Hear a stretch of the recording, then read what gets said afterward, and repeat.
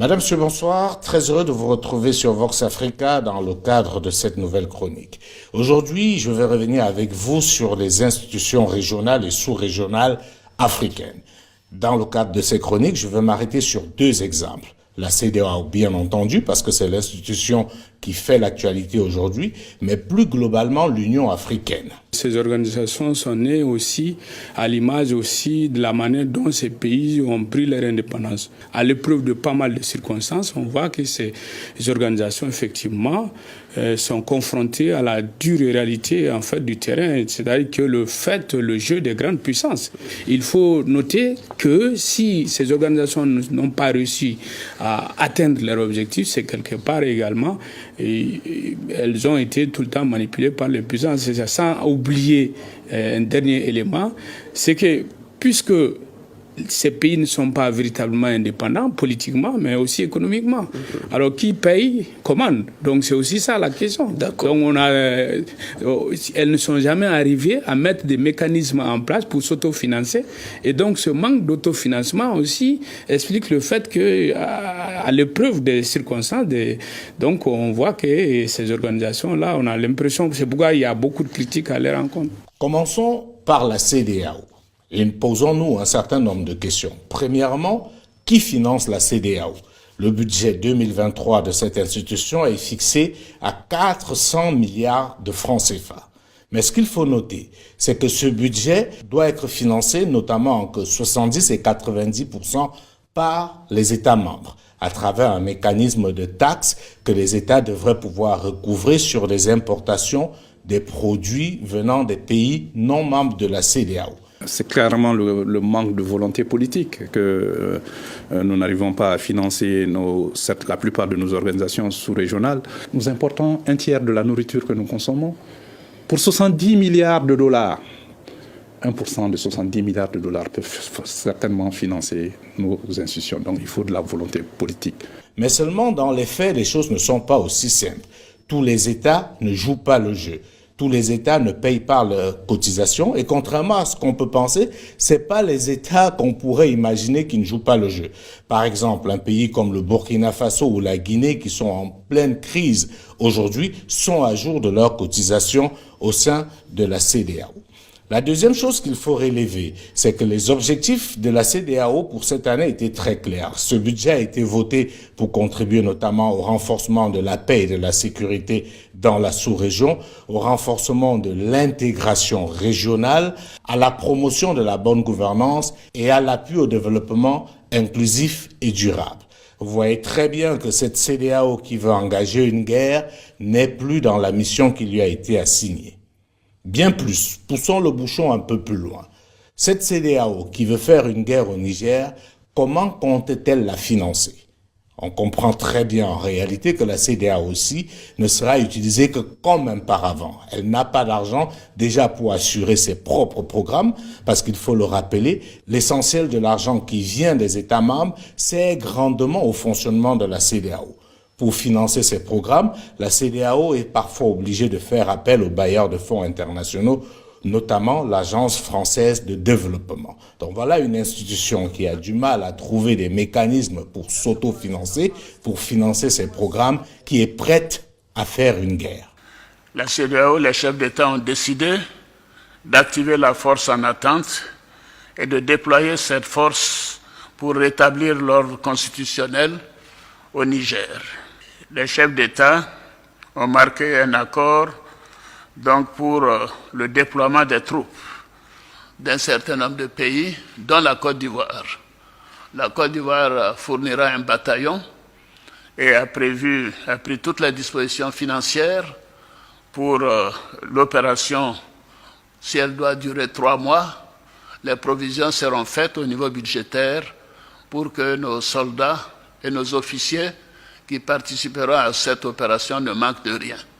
Donc la Côte d'Ivoire est prête et je viens de donner instruction au chef d'état-major général des armées de commencer la mobilisation de ces troupes pour leur participation à cette opération de la CEDEAO. Pour la CEDEAO, il ne s'agit pas d'un coup d'État au Niger. Il s'agit d'un kidnapping, d'une prise d'otage du président démocratiquement élu qui reste aux yeux de la CEDEAO et du Bénin, le président Mohamed Bazoum. Et c'est pour ça que les décisions prises par la CEDEAO sont celles de tous les pays qui en sont partis et qui ont pris part au sommet extraordinaire d'Abuja.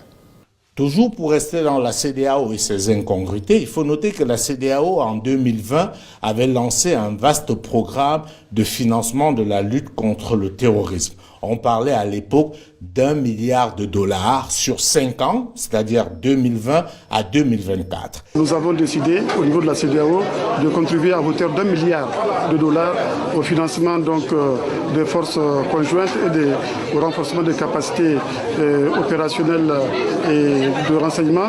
La question que j'ai envie de poser aux dirigeants de cette institution, c'est où en est-on avec ce projet? Comme vous pouvez vous en douter, il n'en est rien ressorti. La CEDEAO n'a pas pu mobiliser cette somme et la preuve, c'est que la lutte contre le terrorisme via la CEDEAO n'a apporté aucun résultat parce que c'est quasiment inexistant. Après la CEDEAO, parlons de l'Union africaine.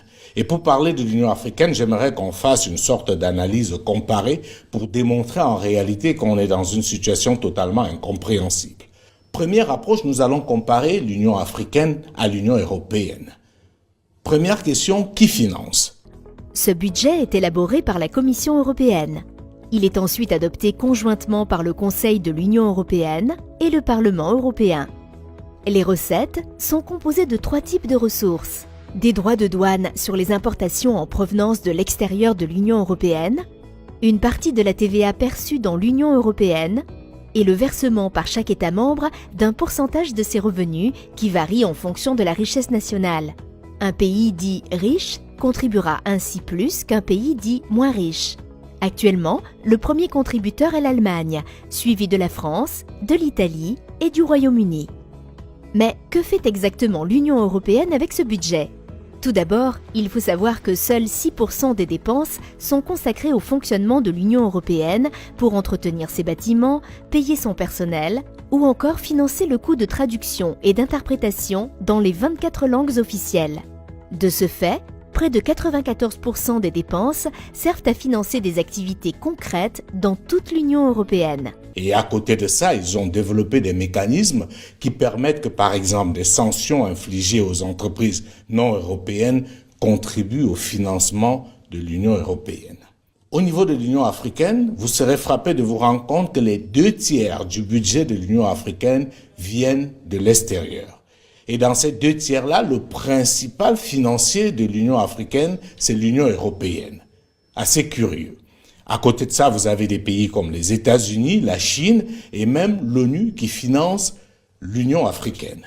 Tenez-vous bien que même le siège de l'Union africaine a été offert par la Chine, construit par la Chine, qui est évidemment un ami, mais en affaires de politique, l'amitié a ses limites parce que chacun sait que malgré les amitiés, chacun doit suivre ses intérêts. Et comme on le sait tous, qui paye commande. Ça veut dire qu'en réalité, le véritable patron de l'Union africaine, c'est l'Union européenne, puisque c'est le principal contributeur, comme je viens de vous le dire. Deuxième axe de comparaison, comment devient-on membre de l'Union africaine et comment devient-on membre de l'Union européenne? Pour ce qui est de l'Union africaine, comme j'aime à le dire, c'est entre qui veut. Il n'y a même pas d'étude de dossier. Dès que vous êtes déclaré pays africain et reconnu comme tel, vous devenez quasiment automatiquement membre de l'Union africaine. Au niveau de l'Union européenne, c'est quasiment sur concours. Vous devez faire vos preuves, vous devez passer des examens et si vous êtes accepté, alors vous devenez membre de l'institution. Mais qui peut devenir membre de l'Union européenne? Pour déposer sa candidature, il faut être un État souverain, être situé géographiquement en Europe entièrement ou en partie, et respecter les valeurs de l'UE, comme la démocratie ou encore le respect des droits de l'homme. L'Union européenne doit s'assurer de sa capacité à accueillir dans de bonnes conditions l'État candidat. Comment devenir membre de l'Union européenne? Le processus d'adhésion à l'UE est long. Il prend souvent plusieurs années, 10 ans pour la Hongrie et la Pologne, ainsi que la Croatie, 12 ans pour la Roumanie et la Bulgarie. Il y a 4 grandes étapes. Première étape, l'accord d'association. Avant de candidater, le pays peut commencer à se rapprocher de l'Union européenne en intégrant dans son droit national l'acquis communautaire, c'est-à-dire les règles européennes en vigueur. Un accord dit d'association peut être conclu notamment pour établir une zone de libre-échange entre le futur candidat et l'UE. Deuxième étape, l'obtention du statut de pays candidat. Le pays envoie sa candidature au Conseil de l'Union européenne. Celui-ci décide ou non de lui accorder le statut de pays candidat après consultation de la Commission européenne et approbation du Parlement. La demande d'adhésion doit être approuvée à l'unanimité. Aujourd'hui, 7 pays ont officiellement le statut de candidat. La Turquie, l'Albanie, la Macédoine du Nord, le Monténégro, la Serbie, la Moldavie et l'Ukraine. Troisième étape, la mise en place d'une stratégie de préadhésion.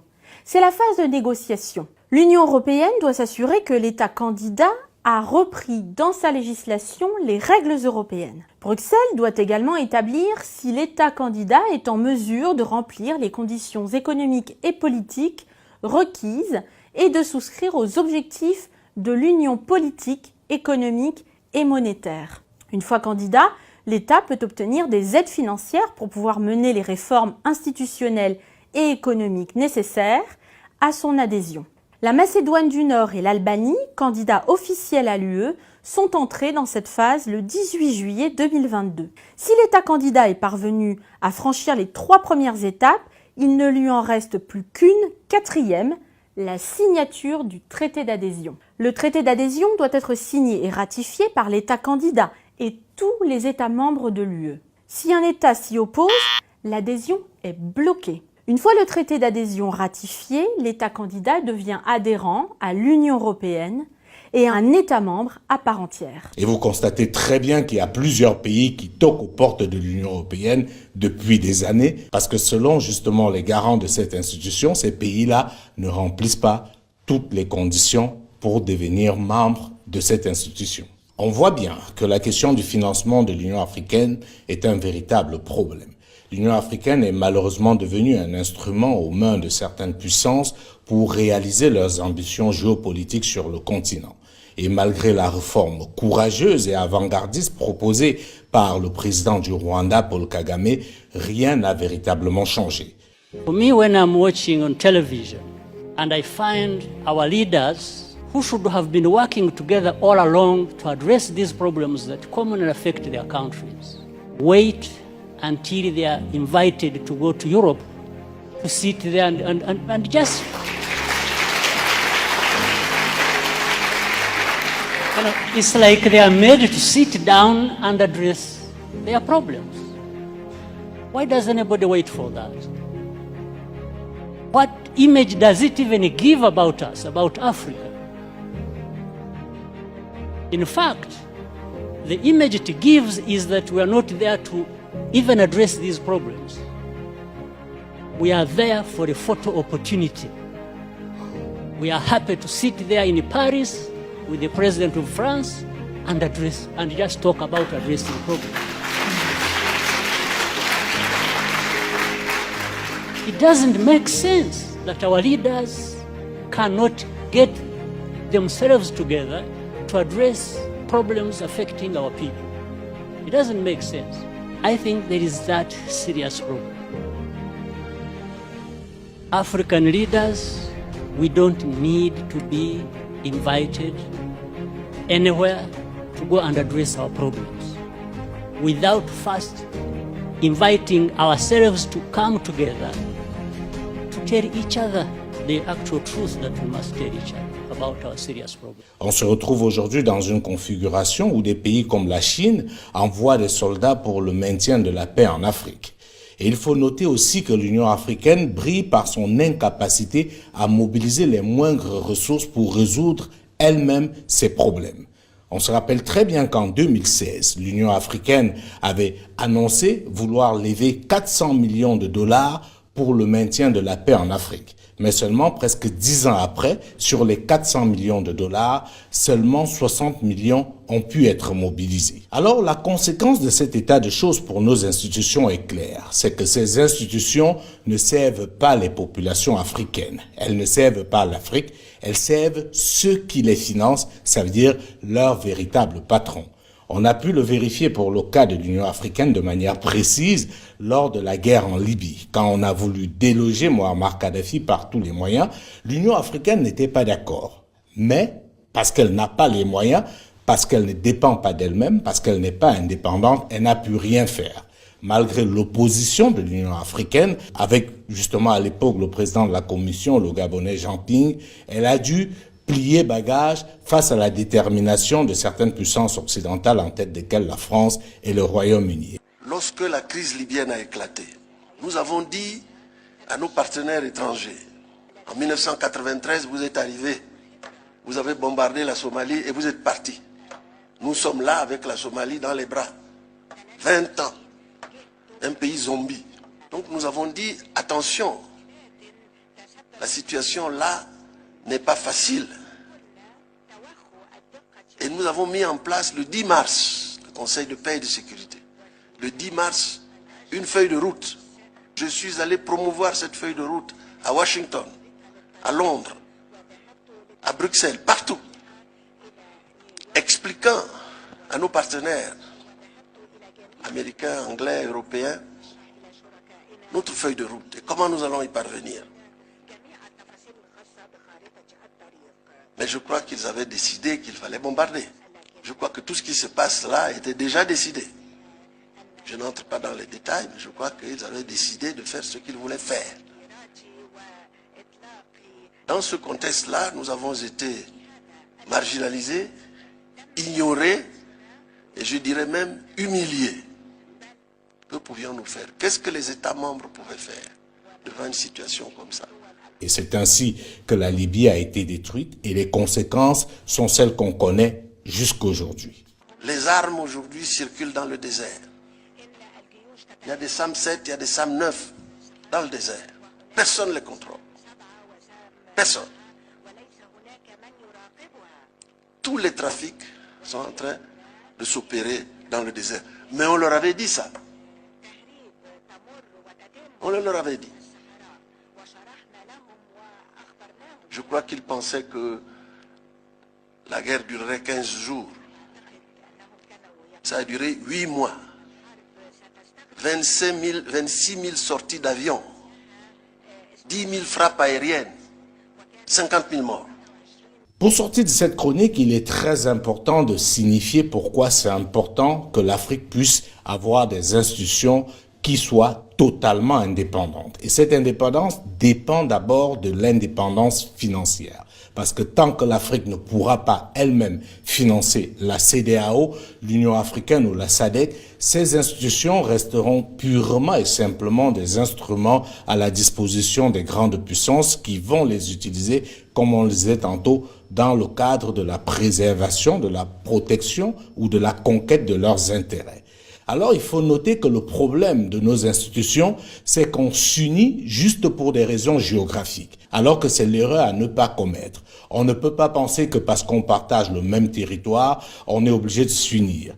La plupart du temps, on s'unit parce qu'on a une communion d'objectifs, parce qu'on a une vision commune. Sauf qu'au niveau de la CEDEAO ou de l'Union africaine, on a mis des gens qui n'ont rien en commun et on espère avoir quelque chose qui porte tout le monde dans la même direction. C'est quasiment impossible. Pour vous démontrer que c'est les intérêts qui doivent guider l'Union, vous vous rappelez que des pays comme le Maroc, la Tunisie ont essayé de devenir membres de la CEDEAO alors que géographiquement ils n'y sont pas. C'est tout simplement parce que dans leur déploiement stratégique, ils savaient qu'en devenant membres de ces institutions, ils pourraient avoir des avantages énormes pour leur pays. Un pays comme la Mauritanie, qui est d'abord sorti de la CEDEAO, a voulu revenir à un moment donné uniquement pour la préservation de ses intérêts. Donc, en d'autres termes, Ce n'est pas parce qu'on partage le même espace qu'on est obligé de se mettre ensemble. Il est clair que les Africains doivent comprendre cela une fois pour toutes. C'est pour cela que nous pensons que les pays qui veulent sortir de la CEDEAO, pour une raison ou pour une autre, peuvent le faire sans grandes conséquences. Il s'agit aujourd'hui pour les Africains de manière générale de construire une véritable union basée avant tout sur une vision commune, sur des objectifs communs et non plus juste sur la proximité géographique.